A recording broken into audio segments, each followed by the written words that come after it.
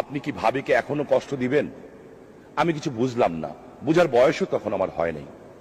আমি যখন টেলিফোনটা ছাড়ার পরে আব্বার দিকে তাকিয়েছিলাম হা করে, তখন আমার পিতা আমাকে বললেন, উনি বুঝতে পারছিলেন আমার মনের অবস্থাটা।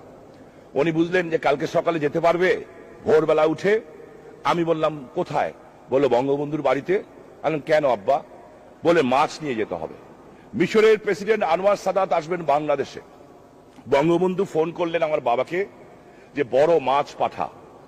আব্বা বললেন যে ঠিক আছে, মাছ পাঠাচ্ছি। উনি ফোন করলেন, মাছও আসলো। সেই মাছের সাইজ আমার তখন যে সাইজ তার চেয়ে কোনো অংশে কম না। এই মাছ নিয়ে আমি এবং আমাদের ড্রাইভার আমি বলি না ওনাকে, আমরা আজগর ভাই বলে ডাকতাম, ওই আজগর ভাই সহ আমরা দুজন গেলাম ভোরবেলায় ফজরের আজানের সময়।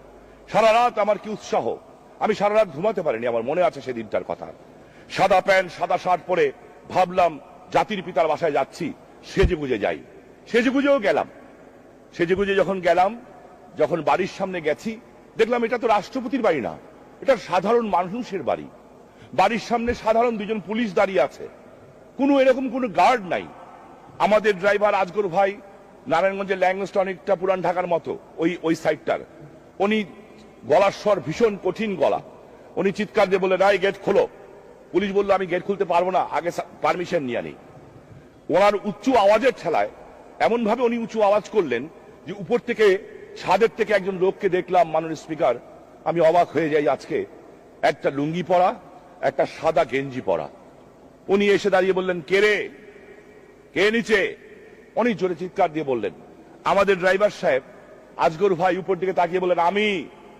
উনি উত্তর দিলেন, কে রে? আজগর। আজগর ভাই বললেন, জি, চিনছেন আমারে? এখন কি আমাকে চিনবেন?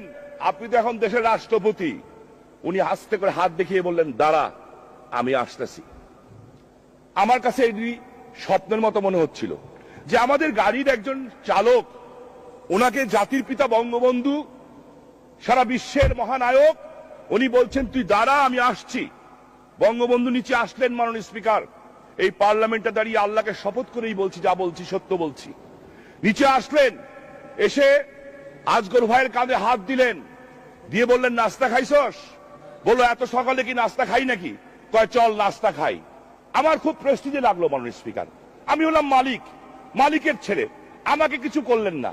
আমি সালাম করলাম, গালে টিপ দিলেন, মাথা একটা থাপ্পড় দিয়ে বললেন, মাছটা নিয়ে তোর চাচির কাছে যা, তোর চাচি রান্নাঘরে আছে।